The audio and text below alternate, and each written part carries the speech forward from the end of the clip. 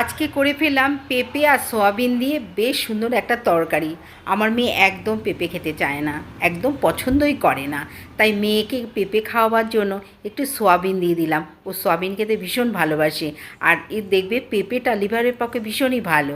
তাই আগে থাকতে সয়াবিন আর পেঁপেটা আমি সেদ্ধ করে নিয়েছি। এবার তেলের মধ্যে দিয়ে দিলাম গোটা জিরে, তেজপাতা আর একটু আদা থেতো করে রেখেছি, কাঁচা লঙ্কাও দিয়ে দিয়েছি। এবার আদাটা বেশ তেলের মধ্যে একটু ভেজে নেব।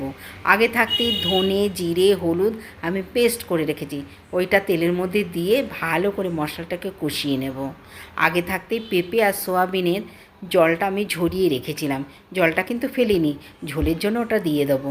এবার দেখো পেঁপে আর সোয়াবিনটা দিয়ে মশলার মধ্যে ভালো করে কষিয়ে নেব, যাতে নুন, তেল, মশলাটা বেশ পেঁপে আর সয়াবিনের মধ্যে ঢোকে।